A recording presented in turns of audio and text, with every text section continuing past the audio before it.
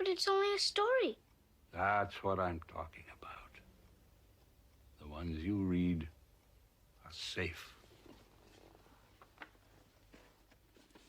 And that one isn't? Don't worry about it. But you just said it was...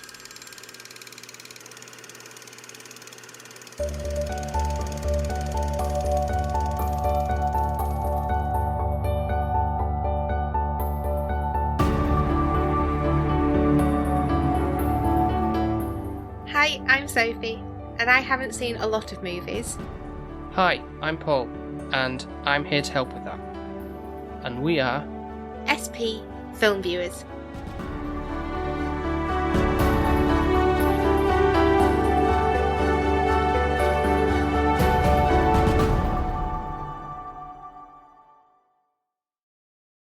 So going to another 80s classic from many people's childhood. Sadly not This one. mine, since I'm not an 80s classic yet. As in, well, as you may guess, you haven't seen this, dear listener. Sophie hasn't seen this, you mean? Yeah, and the fact that I wasn't born in the 80s. So it's never going to Well, be, it's never well, going to be, and well, I will neither- have missed the boat, won't I? Well, I guess, but I mean, you didn't grow up in your younger years through the 80s. You mean? Yeah. Is that what you mean by that? Yeah, because neither did I really. Technically Well, 89. just scraped so... 89, but that's but still way before this film, and a lot of 80s films coming to them at a later time, of course. But Unless your parents are influenced or enjoyed them. yeah. So whereas for me, a big influence that is very sort of similar, because this is Jim Henson's puppetry in it. For me, is the Dark Crystal. I've grown up with that. Mm-hmm. Whereas I haven't grown up with this one. But you've seen it before, obviously. Oh, you've seen it a couple of times before, but I haven't seen it in a good while, and it'll be interesting on both our parts, really, to get a perspective on it from an adult eyes, essentially. Mm-hmm. I don't know, certainly for me, it's not really going to be nostalgia goggles as such, because obviously it's not something I've grown up with a lot of, but I've seen when I was a bit younger. But How many times have you seen it? saying that, maybe twice. Okay. Yeah. As I say, it's not something I've had a lot of. So what's watch made stuff. you decide for us to pick it and review it? So the film in question, of course, is The Neverending Story, which makes you laugh at the fact that Alex says the intro, which you'll hear immediately because it sounds like it's an end credits song. So I always think of that when he's brought that up before. Well, maybe sort of easing in again from, because like the episode before spooky season starts, so that's something for that. It's really. So you're throwing me a bone. Yeah. Right. Yeah. Is it going to be as good as my birthday special that we had last? That is, I can't say for certain, but True, I suppose you don't know sometimes. with how I it feel. could go either way. Yeah. Yeah. Okay. This. Give me a little bit of background then. Well, the film came out in 1984, and at the time was the most expensive film made outside of the USA Why? because it's a German production. Oh, okay. Can't slag that off, can I? So the director was a German filmmaker. Right. Who's So sorry. Just because it's a German production, why is it the most expensive? But we'll think about it because the USA's got the most money for like the studios and stuff for that, hasn't it? I So guess they've got more stuff at hand readily. Right. yeah, and his first English language film as well. The director Wolfgang Petersen. One of the films he did was called Das Boot, and that was like a 3-hour like war epic or something. So No, you're okay. This is only like an hour and a half, so don't worry. Oh, perfect. So the synopsis reads as: to escape from his dull life and bullies at school, Bastian takes refuge in an old bookstore. There he begins reading an old storybook and finds himself drawn into the mythical world of Fantasia. Fantasia? Is that not the same thing as what Mickey Mouse is in? Disney's Fantasia. No, it's not the same place. With the buckets and the The dance, dancing brooms. The mops that come to life, yeah, Yeah. and the hippos and the crocodile. Mm. No, it's not the same world. Pink tutus, Yeah. two hippos. Okay. Just the same name, they couldn't be asked thinking of a different one. Guess so, yeah. Unless Fantasia was actually, to be fair, was Fantasia? I don't know. I'm assuming Fantasia was out before that. I might be just throwing shade. Yeah, 1940, yeah. So, many years before. So it's sort of based on a novel from the 1970s. Okay. Yeah, and as I say, Jim Henson had sort of assisted with some of the puppets in it, so... Am I expecting Dark Crystal puppets or am I expecting Kermie? Well, yeah, no, you're expecting like Dark Crystal style puppetry, not cutesy, big-eyed, like Okay. Gonzo and... That's what I was wondering. no, nothing that, yeah. Just guessing. Yeah. Right, so hopefully it'll be a fun ride. We'll see what... Hopefully it will be an ending story. Yeah, imagine Neverending Story and it's 3 hours. And... I'd be really miffed off, you know me. I don't like it when it doesn't give me an ending.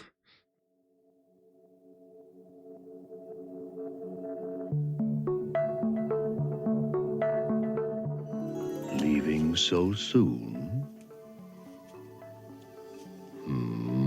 I was just going to... I have to... I was trying to... Sneak away? Yeah. I mean, no. I like children. For breakfast? Never. I'm a luck dragon. My name is Falcor. And my name is... Atreyu. And you're on a quest. How'd you know that? You were unconscious. And you talked in your sleep.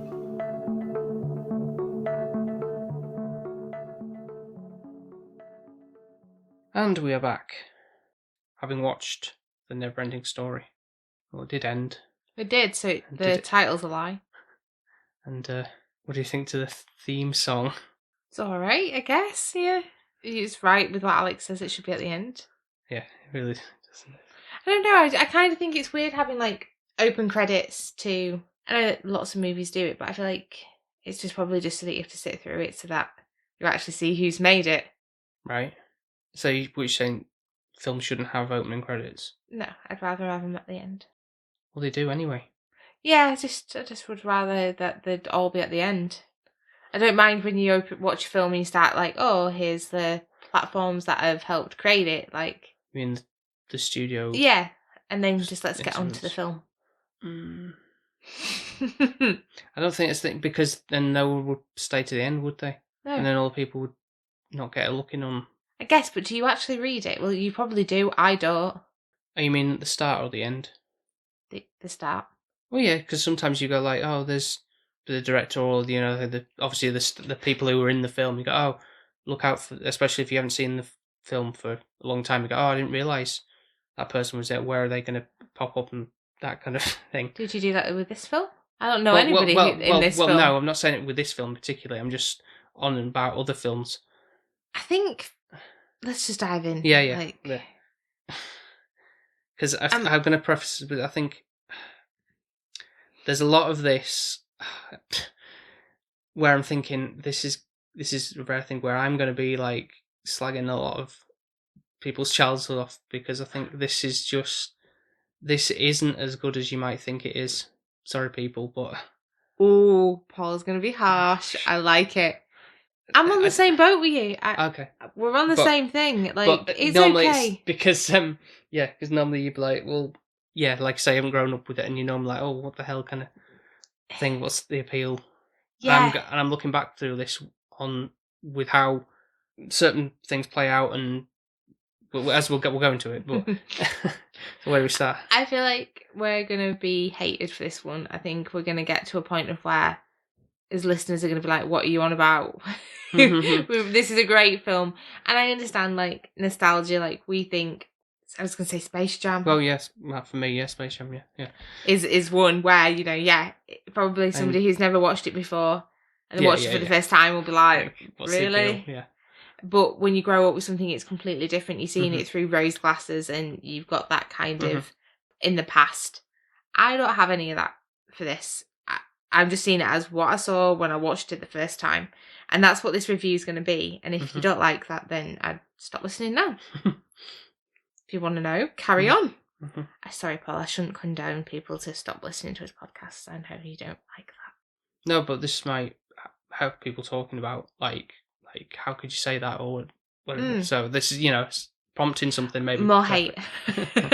Hate is gonna hate. So our lead lad, Bastian. Well, is he the lead?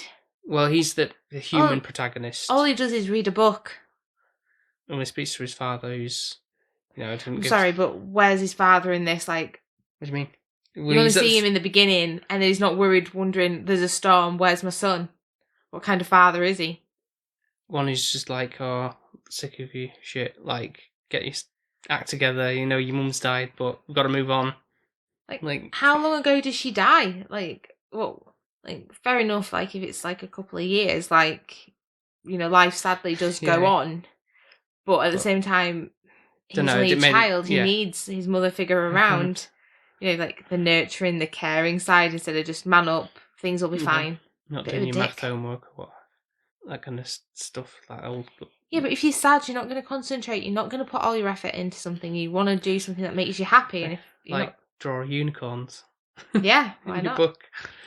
I understand why Shani likes this film. Like, if she's grown up with it as well, and there's unicorns related and stuff like that. Bless her, because she loves that. And I feel like you're definitely going to get a message from her being like, what the hell?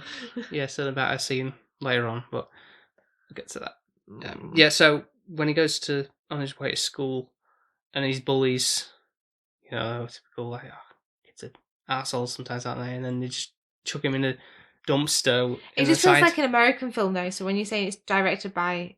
Oh, sorry, I should have said that the puppetry and stuff, I think, was taking place in Germany, or the production of that, whereas I think it's actually Canada, where it's not like it doesn't look like New York or anything like that, or anything. Cities like that, obviously not full on like what other cities in the States look like, but I think it's more of that region, North America, anyway. And I think like the dumpster thing, I feel like that's such an American thing. Like, oh, put the kid in the dumpster. I don't know why it was full of hay though. I don't, but I don't think that happens here.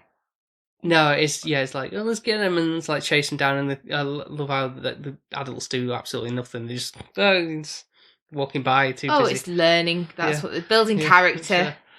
Yeah, that one turns out to be an absolute twat by the end of it, and then one of them's like scarred emotionally. I don't know. I think for me, with how this pans out, the character that we're seeing, what's his name again? Bastian. Like Sebastian. Maybe, yeah. I think that sounds like a fantasy name in itself, really, on its own, doesn't it? It sounds fictional, doesn't it? It doesn't sound real. I feel like his character, for me, doesn't do a full progression or a full growth. He's just... He's very annoying. And even at the end, like, when he has to do, like, karma and such, it's just like, I don't know. Because all he does, really, is sit and read a book. Like, this is literally all we're watching. Mm-hmm. Yes, okay, then the book is being played out, but his actual role as the lead character isn't really there, is it? No, he's very much on the sidelines, pretty much. And then now and again, his voice just tunes in reading, I assume it's his, of the book, and you're like, oh yeah, actually, I'd rather just have the story. Exactly, yeah, that's where this kind of... I know it's the idea of the kid's imagination running away with it, and like embracing it like in visuals as opposed to just reading it as you would normally. What's that other film that we watched where the granddad reads the... Princess Bride. Yeah, that works. Yes, that works. 100%. Absolutely tops this one with that, and that was something we covered last year, and I didn't know if I was going to have the same fondness as I did, but as I will have done before, but it turns out I did. And I think it worked with the flashbacks to the granddad reading to the child. Yeah. I think that worked, whereas this was like... Because it did have that, but I don't know what it's one of the things that does annoy me about this is how things are edited. Like, there's such harsh cuts even in when they're in the fantasy land. Just how there's like dramatic music and then cut like to something else. It's like it's not even done like in a fade out or something like that, or blend the scenes together in a way. It's very just... I don't know if that's down to it being like a US version or something, or whether I think there's supposed to be like an international cut. So Right. whether that makes it longer and it's just edited down for the purpose of like getting out to, like we've got to have it under an hour and a half, make it happen, make cuts say Maybe. here and there. I don't know. Maybe that's part of the reasons. I think as well it's the creative choice, but I think also it's the aspect of probably limitation of what they're trying to do. Mm-hmm. So I see the vision. I get what they're wanting to do. Just feel like they've got a lot of elements and characters that they're trying to portray into the story. That like initially we start off with that big giant rock biter guy. yeah, Yeah. and a person who rides a snail, and then somebody who's riding a bat, and I think that's about it, isn't it? At the campsite in that particular scene, yeah. And then I know obviously then it's kind of like, oh, there's something wrong with the world, Yeah, there's the ending or whatever. The nothing that's coming. Yeah. I can't even remember what's destroying the planet. Yeah. But there is an interesting concept with the, like, oh, well, the lake disappeared. But it's like, well, yeah, there's nothing there. But what, not even a hole? It's like, well, that would be something. So what can you, when you say there's nothing there, what is nothing, if that makes sense? Because it's still, lake dried up, cracked in the ground or whatever, that's something, isn't it? So and I how think the way they're describing the nothing, it's like, well, I don't truly understand what the nothing is. Like, I still don't feel like I've understood why the nothing. It's I think it's more like, I don't know if it's because kids aren't interested in reading anymore, so it's kind of like our world's getting. Is it like the equivalent of Santa? Not believing in, yeah, in and a then way, like an elf, like his magic's not. If you don't believe in Santa Claus, his magic's not gonna fly his sleigh to be able to deliver presents. I guess so, yeah, something along those lines. I think that's what it's going for. But I mean, the nothing is clearly something because it's like a rolling. No, it's not, Paul. It's nothing. A rolling like smoke and fog and like like gale force wind coming in. No, that's just nothing. No, you can't see anything. Well, the fact that rock biter just sits there and is like, oh, I'm just going to see it coming, but doesn't do anything about it. Initially, it's like, just was like frozen in fear, but obviously I think it's probably just because it's an awkward puppet to move, I think. Yeah. Really.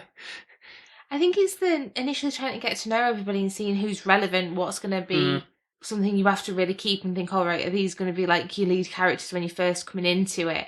I think it's quite a dark story of the Neverending Story. Mm-hmm. And I feel like there should be some valuable lessons that I'm getting out of this story. I don't really know what they are. And I feel like the story's not so gripping, like the way that Bastian's like sat up in the attic, which seems really bizarre. Yeah, like there's this big attic in the school that's like got all these like bones and skulls. All I can think is it's from science. Like that's what I'm hoping. Like there was like I don't know, skeleton showing you the body, and I don't know. Yeah, it's a bit seems weird. A bit all sus. those like taxidermy heads. Like, what's that all about? What kind of and school then is it's like this? a mattress that he's pulled out, or like what you do for PE or something, and he's got candles. It's like, well, where did you get the lighter on the match? Yeah. Well, yeah, he must. I don't know. Like he must go there frequently. But how do they not know he's up there? But yeah, he's like looking around as if like he's never been there before as well. Like, but he must know it was there because otherwise he's like just grab the key, like, oh yeah, I'm going up here again. Yeah, to my secret hideaway. But yeah, I don't know. Like, that's slightly worrying, isn't it? Like, teachers don't even care. They're like, oh, he's off sick, but the father hasn't rung in to say he's not going to be in today. Then that does look a bit bizarre, doesn't it? No. Unless he's coming for like registration and then just disappears. So the obviously call him our main character, as it were, is Atreyu, who's this warrior and he's a boy, so it's like okay, I'm seeing this character portraying as myself. Basically, that's how I think it's meant to be interpreted. Yeah, I think so. Yeah, like he's a boy, but he's the one who's going to save us all, kind of thing. Like, and he's brave and all of that, and it's like I'm hiding up in a attic because bullies were being mean to me, and I'm not facing my fears. I don't want to carry on with anything. I'm just putting my face in a book, basically. And I think he wants to be everything Atreyu presents to our reader, which is why anyone reads a book, is you kind of want to escape, you want to get to a new world, a new realm. Well, it's like watching films, isn't it? Like, you attach yourself to those characters if You get engrossed in the world. Please don't get engrossed in the world of The Shining and think you need to axe off your family. I know you really like that film, but it's a bit worrying. I'll just start singing in the rain, I'll be fine. I think this one, though, obviously initially where kind of reminds me of The Dark Crystal with the puppets and the linking in with, like, obviously Jim Henson's side. Mm-hmm. And then, like, the headquarters where the Skeksis would be, like, kind of lingering. And you've got that man where he's saying, oh, the whole world's Oh, gonna... at the Ivory Tower, yeah. Yeah, and there's a few puppetry people there. Mm-hmm. But still, the puppetry is very bizarre. It's not coherent. You've got all these weird characters. Even the guy flying on the bat, it looks really ropey compared to... Yeah, it really does. What we've seen. Is the Dark Crystal... The Dark Crystal came before. Are you joking? 1982. How have they got worse? I think that Jim Henson put his heart and soul into that film, like developing that world. That world was entirely puppetry. Yeah. There's no people involved, as in like live action. I think that's why it works a bit better though, the Dark Crystal, because I think it's hard to have the people and the puppetries together, and I think you just, like for example with the bat, you can see that it's just not realistically real. Well, no, and of course it's not. It's a fantasy world. But I know, but you can see the green line. It just looks old and archaic. You mean like the green screen with that? Yeah, there's not a great deal of that in the Dark Crystal anyway. But in this, the effects do look a bit dated. Yeah. But you could even say that in Labyrinth, which came out a few years later after this, and that was a Jim Henson thing as well. But there was like I remember a particular scene in that there was like the green or blue screen, and that was a bit. Yeah. The one with David Bowie. Yeah, and that obviously had like David Bowie and Jennifer Connelly as live action people, and working with puppets in that. But again, that was a lot more care and dedication put into. The story was better, which I'm biased because normally I don't like anything David Bowie does, but it was a more coherent story. Like it just felt like it flew better. Mm-hmm. This one I was never knowing what was. I know they were trying to find something to cure the planet of the nothing, but I don't really know what he was looking for. No, exactly, because they send him on his quest. It's like, oh, go find a cure for the princess. But like, well, where do I start? Like, what she got? What to assume like find a remedy for? It's just like I just aimlessly wander for however long, and it's really annoying actually what the cure is in the end. Like, for the name, she just needs to be renamed. It's like, well, and she knew that, so she just sent him aimlessly on a trip for no reason. Yeah, and that's your story. Like, great story, bro. Yeah, but the fact of also with this, like, we'll get onto the swamps of sadness. So obviously Atreyu is trekking along with his horse Artex. Yeah, and they end up at these swamps of sadness. And it's the narrator saying, obviously he's reading what the story says about, if anybody's feeling sad, basically, that you sink. Yeah, you'll drown in your sadness, basically. Don't let the sadness overpower you. I want to know what the horse has got to be sad about.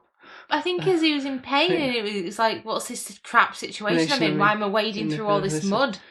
And so I kept being dragged by. What my gripe with that is because we've known these two characters, maybe the horse even less, for like all of like 5 minutes, not even that, and then you're supposed to have this emotional connection with the fact that he's sinking, and like Atreyu's like, come on Artex, come on out of this thing, don't let it, come on, doing like the whole like please, it's like, you stupid horse kind of thing, and like, and eventually like fades to black out from the scene, the fact that you don't see the horse going sinking in the mud, and then it's like, that's really sad.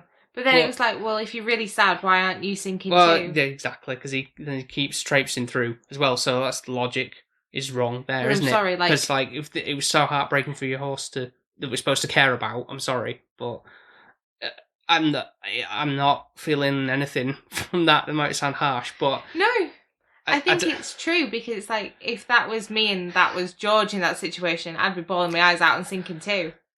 But if you did that later on in the film... 100%. That would be more impactful, because you'll feel that you've spent more time with those characters. Yeah. The horse, noble steed, whatever, to be like, like, you saved me from other situations or something like that. Or like, all you get with it at the beginning is that you can see that they've gone through like this field place and he's slept underneath a tree and the horse nuzzles him. And Yeah, it's like, oh yeah, you want some food? Yeah. That's and it. That's all you got to work with. That's your character development. I feel like this needed to be further along, like you say, in the film, for it to work, for us to care. And I think for me, it was just like they can't be asked having the stunt double on the horse, because clearly it wasn't the same guy when they were doing the obviously galloping, and it was I think it looked like a female on the horse. Probably, long distance enough away to do that. To make her look small and boy-like. Yeah. And I think that was like more the lazy aspect of, if we kill the horse off, we've only got this short run time. Yeah, you'd have to keep the horse in for much longer, so yeah. Yeah, that's how I felt. He's got a busy schedule, that horse. I'm sure. Got other things to be doing. But then he does come across, he's still trudging through all the swamp again, like, why is he not sucking him in? Yeah. Like, he would totally, but here we are. This giant tortoise mountain mauler. Isn't that a Pokemon? Not the name, but like... Oh, like Torterra? Yeah. It's sort of like based on like a bonsai plant island, thing, yeah. That's just sprung into my head when we watched it, like how similar, obviously, the Earth is like underneath. Well, there's the whole thing about the Earth being like a turtle. Is there? Yeah, something like that. Yeah, in sort of mythology of some like. If that's the case, why aren't we getting up and moving somewhere? Well, obviously, that's not true, is it? So. And I thought the world were round. It wouldn't even have little legs poking out if we were. But yeah, this is allergic to humans, and so that was kind of grating as well. Sneezing every 2 minutes. That was a good puppet though. I'll give you that. But again, it helps the fact that it is a slow creature anyway. So the fact that it kind of like slow and cumbersome with how it moved. I think all the puppets in this were quite excessively big. Like, I think that was something I noticed like throughout. Like, you think? We have the big giant rock-eating one. Oh yeah. We've got the big tortoises now, and then coming to how Atreyu gets rescued from the swamp. Yeah. We have this dog-looking dragon, which is weird because I've never seen this film, but I've seen that dog dragon around, and I know about him. You've seen him in the street going. I've seen him. Right. But I've never known what it was off, and I think. Yeah, it's just one of those things that you've kind of picked up through osmosis of, like pop culture, I guess. Yeah, it's cute. But yet again, it's only the head that moves. Yeah, it is very stiff. Even when you see it in the green screen, it's very, doesn't flow very well at all. Like, I know there's limitations of that, but... because of the age it's very much, he's lying down, and he's not, walking around. They have to do a lot with his nose and his eyes and his ears. Like, that's literally all that's kind of moving. Like, he sniffs a lot, which looks more dog-like. Yeah. His ears look more dog-like. And I said to you, is this when they found out, dinosaurs or dragons had... Scales? Is that what it is? No, because Jurassic Park, they assumed that was 1983, that was, they just had scaly skin, so... No, but I think they think... They do now. Yeah, I was like, is that why this dragon's fluffy? I think it's just for make it stand out more from other what you class a dragon as. Mm-hmm. So more friendly, basically. Yeah, it's trying to make it cutesy, isn't it? Which is another thing I have a problem with. Looking back at it, how creepy he comes across. The way he speaks, leaving so soon and. I like children, and it's like, come on, dude, just what, the way he's and laughing, and it just sounds so wrong. I think any film back in the day sounded wrong. It's like the caterpillar off Alice in Wonderland, and who are you? He seemed a bit creepy to me when I re-watch it when he's smoking his whatever it is. Hookah, yeah. Is this the original Disney? Okay. And I think he kind of, the voice reminded me similar, the way that he was slow spoken, even though he's trying to be an impactful character because he's educating or rescuing our lead man in this one, from the swamp. It's just a bit you kind of just transport him to this other planet get him healed up. Mhm. And that's kind of comes in a bit more, but that's about it, isn't it? It's not really a massive. No, but when people say Neverending Story, they immediately would think of Falcor as the... Is that what it's called? Yeah, he says it. But I think it just didn't help with because, like you say, they've only got the head to work with as the motion, and it's kind of like overexerting itself with like how it's moving. Like you say, the nostril, like just prominently like moving all the time.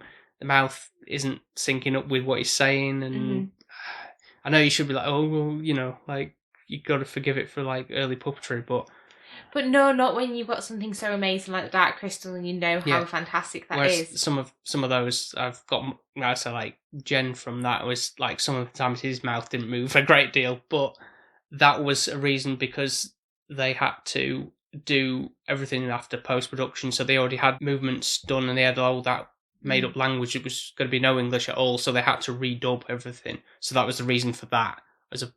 Right. But, So would it have been subtitled? Well, I think it would just be like thing, morph. like yeah, and you just have to just go off the visuals. Whereas I don't know if it's partially maybe a translation in like converting it into something that's like, oh, that will work for an English audience and all that I'll have to do kind of thing. I don't know. Partially could be that. Well, all this while, like you say, like the Bastion is like still at school, and there's like say a thunderstorm starting up. And he's like, oh no, I'll just stay up in the attic. And like, instead of going home, like, I don't know what's that, why would you not take the book home that you, so in fact, the fact that he stole the book from the thing, but I think the guy wanted him to learn a lesson of some kind. You never see him actually return the book either. No, you don't. Also, I do think, it's like, well, why don't you go home? There's a massive storm. Yes, okay, maybe you wouldn't be able to stay in this creepy attic, by myself. You've hardly got any lunch now because you've already ate your lunch. We didn't see him eat his lunch. He said, like, no, we've got a long ways to go yet. He had a bite of his sandwich and an apple. He did, but he did have his apple later on, and he did have a bite of his sandwich, but pretty much by the end of it, he had consumed everything. But it's like, well, what if you get stuck in the attic and you can't go anywhere? Because obviously if it's in America, you don't really know what storm could be in a hurricane for all you know. Mm-hmm. It was really blustery. Just a bit, yeah. I kind of get to a point with this where when they're in the swamp, I was like, oh, okay, I'm kind of getting intrigued. We're getting some characters. And then we're just trailing around them. We've got the dragon again. And it's like, all right, there's some other people who are helping him on this planet. Yeah, these little, what do you call them? Not elves. Gnome? God, I don't know, moon people. Yeah. They're pointy ears, basically, but yeah. And it's like, all right, you got to go through to the Southern Oracle and pass through these sphinxes who will blast you with lasers if you not kill those who aren't confident. Well, I'd be naffed, wouldn't I? Well, I think anybody would, because it's pretty, like intimidating. Like, oh, like, am I going to get through? You're going to have that. Of course, you're going to have that doubt. No one's technically going to get through if you. Unless you're obnoxious. Like, oh, I'd be fine, kind of thing. Yeah, and piece arrogant. Of cake. Yeah. But obviously, the thing is, why doesn't Falcor just fly him over the top of them? I did wonder this. Nice. Or simply, because I noticed, you could easily sneak behind those sphinxes. It wasn't like it was a blockade, they were embedded in the wall. You could have just clambered around them or something. You could have. And then, but I know it would take too long, wouldn't it? And also, it wouldn't have a film, it wouldn't have an impacted, like, oh, the main lead's going to die. Well, the fact that obviously, like, he made it through, but he didn't do it through courage, he ran through, like, he was scared. So, like, well, he would have got burnt. Yeah, so it's like, well, that's not, what does that prove? Like, not showing confidence there, are you? Through the inch of your teeth, you got through. What lesson is that teaching Sebastian or Basti? Run away from, Yeah. And then he gets to the magic mirror gate in the second area to things, and then he's like sees Bastian in the mirror, and then from that, then Bastian's like throws the book across the room. I'd love to know what he read. That made him like the same description as him. To what made him do that, and also like there was that. Sorry, I missed a bit earlier with the turtle. And he like screams out. I don't know why he screams. Maybe he gets scared of the turtle. He's like, ah! But no, it's like someone like punched him in the shoulder or something. Because that's what he's doing that, isn't he? He's like holding his shoulder as if like he's been jabbed. I have no idea why, because that didn't happen in the book. No. Nothing. And Atreyu didn't get hurt either. Yeah, and he was... Because I did wonder if it was like, initially within this film, Bastian was like Atreyu. Like, he was reading a story about himself. I think that's what he's trying to imply with the fact that he's looking in the mirror, like he's... But it's not, is it? Because then they need a human, and it's like, why is the human not listening at the end? And it's really grating with what they need to fix their planet. It's just annoying. And so, with that, we said, like, what made him, like, throw the book at... Like, what, at that point... Because if they can hear him in the book, universe of the book, like, what does it say on the page for that to... And then they looked around and they heard a voice from above. Like, what? How does... And because, again, he says, oh, that's impossible. Like, what's impossible? Yeah. And then the boy, Bastian, like, screamed out in pain and they all looked up. Like, what... I feel like if he gave more context, like, even if he outspokenly said it's impossible and explained a little bit what was the issue. You kind of have to make up your own judgment on that, but it just, that's not very clear way of doing it, is it? I understand they're trying to be clever, like, portraying. I think they are trying to do, like, he's reading the book and then he's going back, but I think it doesn't work as well because you're not really getting as much of the narration as you did in, like... No, there's only certain parts where I'd rather it maybe did that a little bit more, because then you get more context of, like, especially if it's, long scenes where they are walking or something like that, and then Atreyu approached the statues, and he had to be brave to get through it.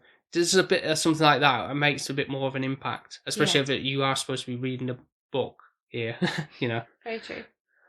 To get that across a bit more, I don't know. And then from there, the nothing creeps back in, and they get Falkor and Atreyu get separated. And again, another, like, we only see, like, half his head, like, in the corner of the screen. It's like, shaking around, and it's like, oh, dude, like, it just looks weak. Like, it makes you think they just couldn't be arsed, like, doing the other part. Like, I actually just wrote down, he loses his lucky dragon. And at the same time, it's still not impactful when they're shouting for one another. Like, I'm not really upset about either one of them again. Because it's like, well, you weren't there long enough, yet again with the horse, that if they had lost one another, it wouldn't feel... Yeah. He's like, oh, I've got a friend again. And initially when he's like, oh, you've got two other friends when they're on the moon or whatever they're on. Yeah. And I really thought his horse was coming back. Nope, psych. He's like, go in there. Yeah. Like, as if, like, he was tricking him or something. And I was like, well, I just assumed his horse would be in the cave or something. Like, it'd be somebody he knew. And he was like, oh, well, I don't really know who these people are. Strange. And then from there, when they obviously, like, Atreyu then, like, comes across these murals on the wall, and it kind of, like, prophesizing everything that's occurred thus far. Like, he's gone to the palace, he's gone through the swamp, he's ridden on Falkor. And then he, like, looks, and there's a wolf on the wall. This mystery creature. And then we do get at the beginning as well, don't we? Yeah.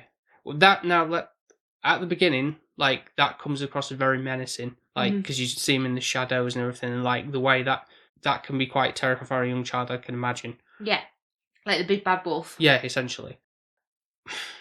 Sort of let down a little bit when we come to him, like, at this point. Is it because it's not dark enough? He's quite well lit, and he's not he looks a bit cowardly as well. Like, but again, I think it's that it kind of looks very much like something you'd have at a theme park, like it's just like, again, he's quite big for the puppetry like side of things.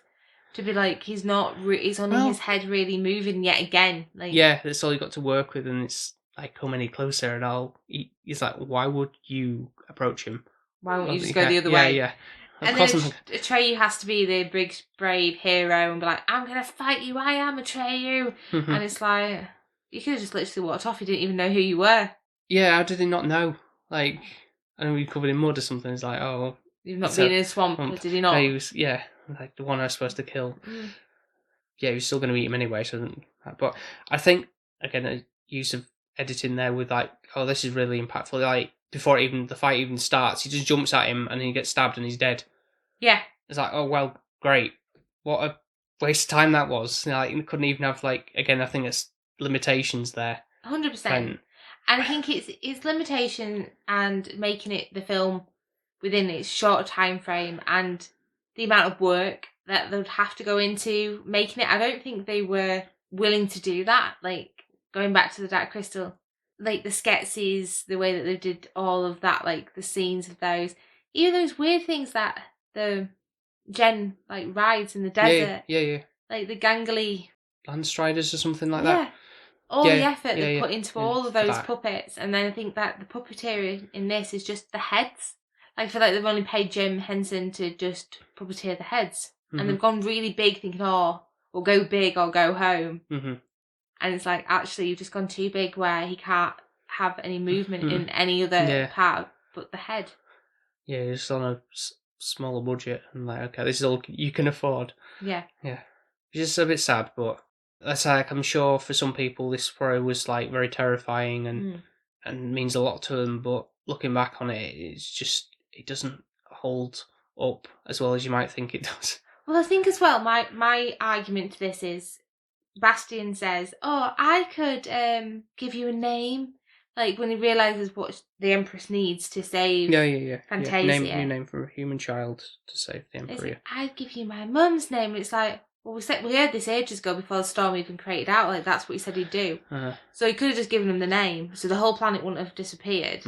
Everyone would have died, because they ended up being just a grain of sand, didn't they, by the end of it? Yeah, it's like, oh, he's been when Atreyu gets to the Empress at the tower, which after now the world's like destroyed, like we're in space essentially, and there's the tower's still there after everything. It's like, really? And then she's just sat there as if like nothing's happened. Why are you sad, Atreyu? It's like, well, why'd you think? I've had a really hard day. I've lost horse my has horse. died.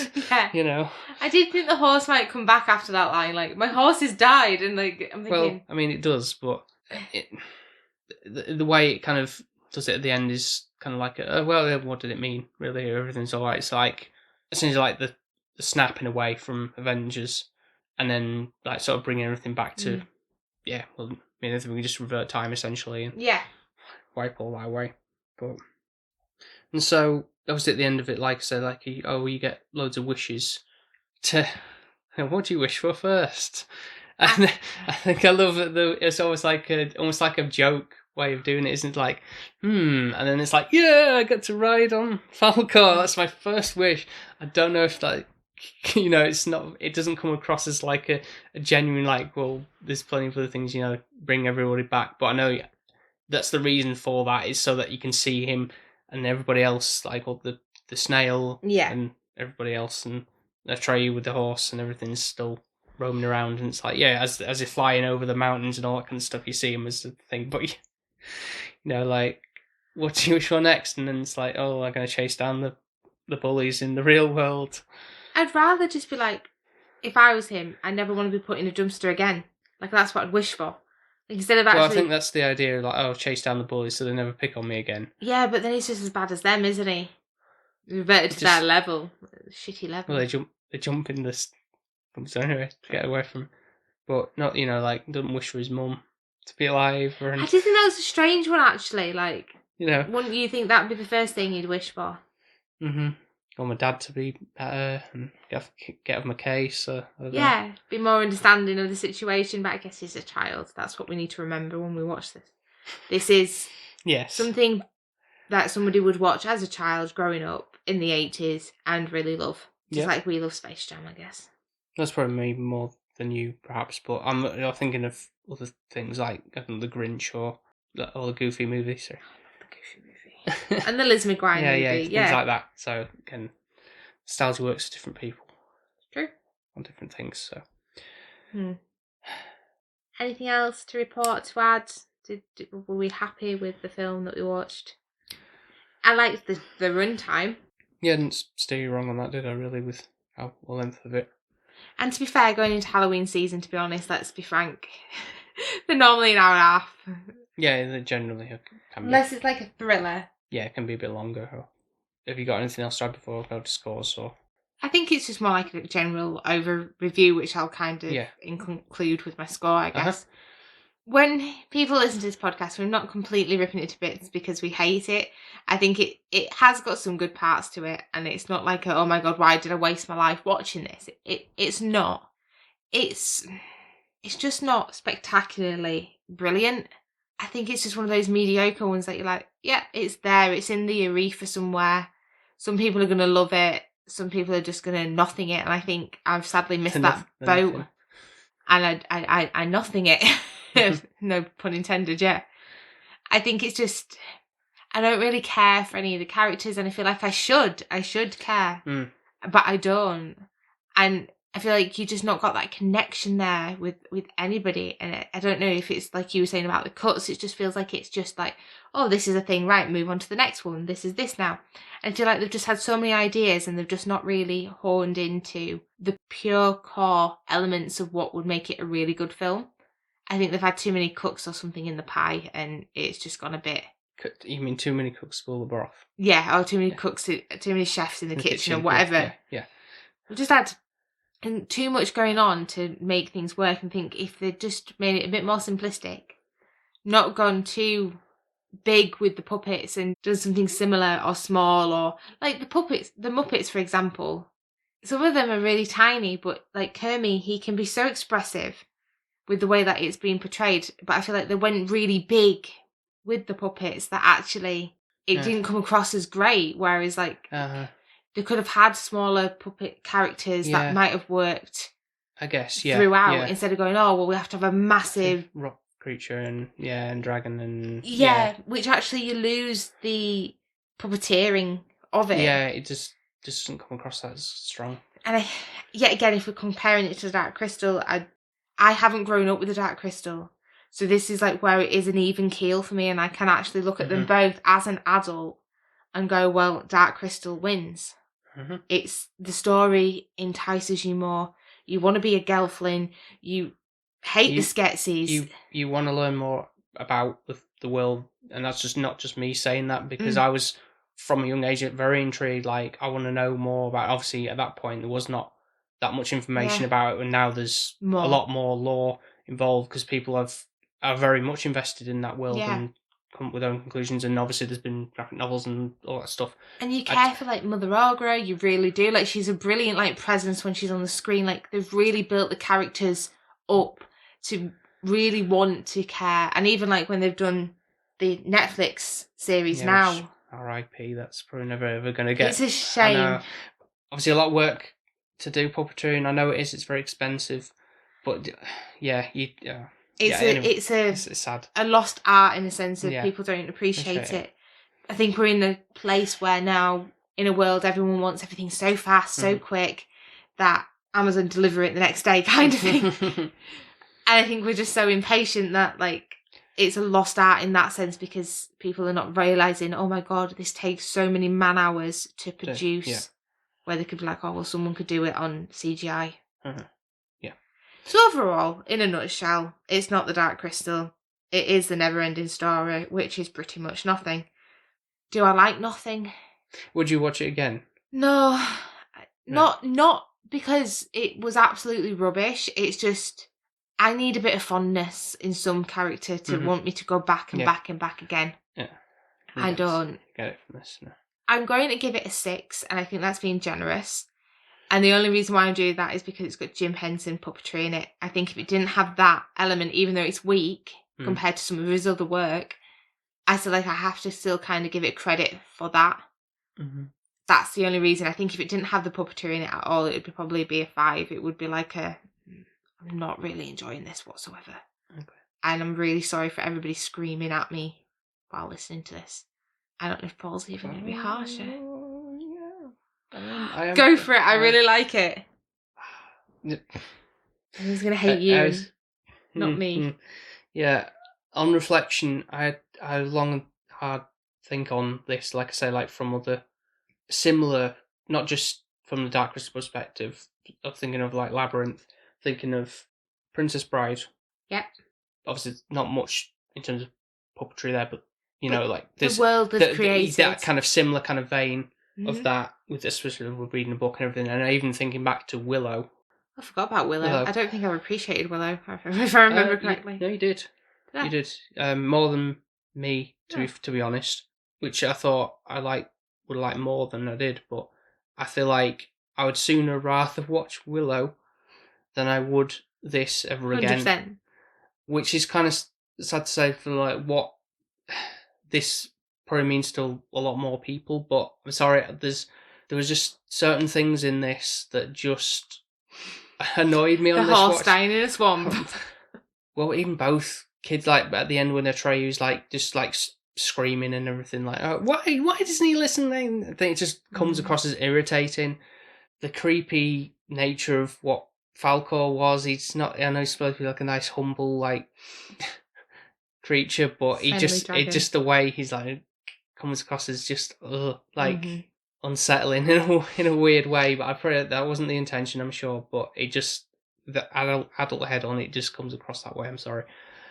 The harsh editing on really took me out of it, and I say like there's no real strong connection with this film, like I say, from even a nostalgia perspective, really, and just I know there's puppetry in it, but like I say, it's just very weak in what it is, and it just sadly comes across as cheap in a roundabout way, and also it just doesn't feel very magical place.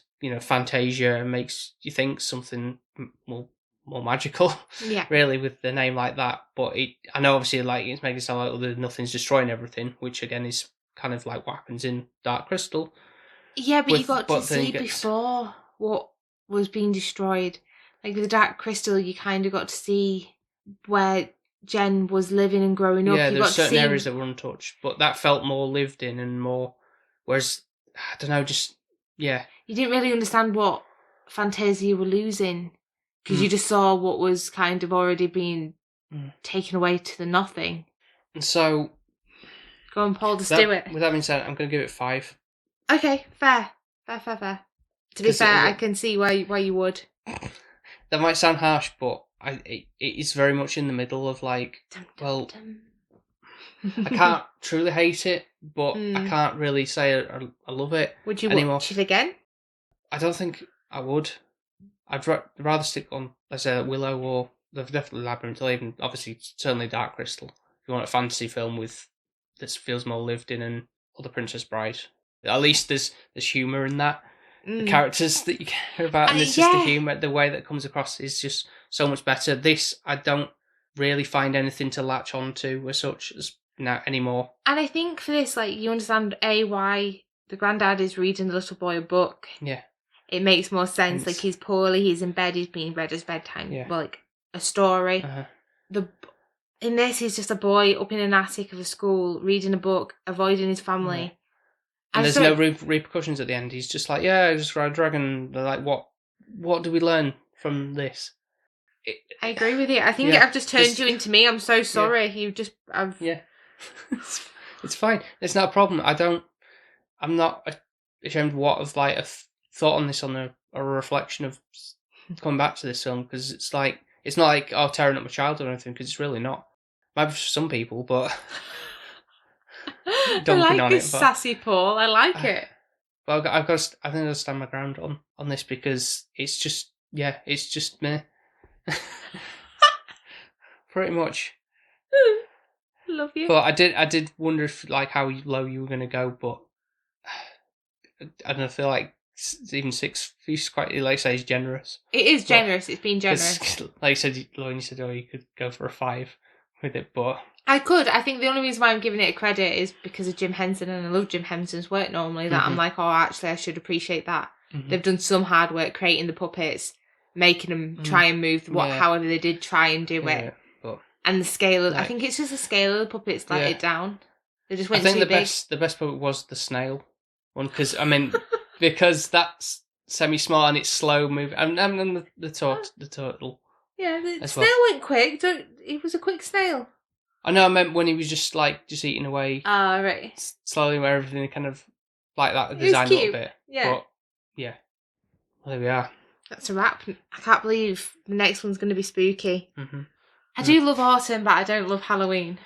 I'm not sure what that's going to be just yet, because fitting around with going on a little break, aren't we? So yeah, it's down to that really, what we can work around it. So that's what I've got to decide. So stay tuned for what that might be. But I hope you enjoyed our thoughts on this. I'm sorry, everybody, for low scores. This but is rare, like for you Yeah, to it's- be like of dissing something of this, which is normally something like this is normally high. It's normally the comedies I'm like, or the rom-coms or something I'm kind of dunking on. But Yeah, yeah, this is interesting. yeah. So look forward to the backlash, if any. Yeah, it'll be more on you than me Yeah. for a change. Mhm. So, if you still want to listen to some more other episodes, of course, you can go to Apple Podcasts, Spotify, Podbean, and wherever else you get your podcasts from. And do appreciate 5-star reviews, if you can, on other episodes, of course, maybe. And you can do that by going to Apple Podcasts, Spotify, Podchaser, and wherever else they do the scoring system. And if you want to yell at Paul and tell him off, then you can follow us on social media. We are under the handle SP_filmviewers. We're on TikTok, Instagram, Threads, and Twitter. So you can go yell your hate that way. Yep, bombarding. And, of course, I'd like to thank the patrons, of course. One The- patron's going to hate you. Continuing support the show. And if you want to join the family, well, maybe not, I don't know. You can go and find us over on patreon.com/SPFilmViewers, where you get to vote for a movie we watch once a month and have your name read out every single episode, as we are going to do now. Mm-hmm. So firstly, we have my mum. Then we have Alex, who's under the handle Desperately Seeking Username on Instagram. And we've also got Shani, who loves this film, who's under the handle SDOG on Instagram. We've also got Jonesy and Emma, who are at WeightLossJonesy and M_Hayton on Instagram. We've also got Gren, who's on Instagram under the handle CGren_draw. And then we've got our podcast film family. So we've got Mark from 100 Things We Learned from Film. We've also got Ben from Ben Push Pull Health, formerly known as Film Vloggers. And lastly but not least, we have got Nico from the Good, the Bad and the Weird podcast, which we've recently joined. On his show for Akira Kurosawa's Dreams. So, yeah, I'd appreciate if you go and listen to his show. He puts a lot of work in to his research and things. So More effort than we he do, did. that's for sure. Yeah. And it's a really long podcast because we've gone into Such depth with it, yeah. Yeah. Deep dive. So Which definitely does, go yeah. and Okay. check that one out and give all your love and support to them. So, that's another one down. And now we're on to spooky season. So, We're not podcasting now.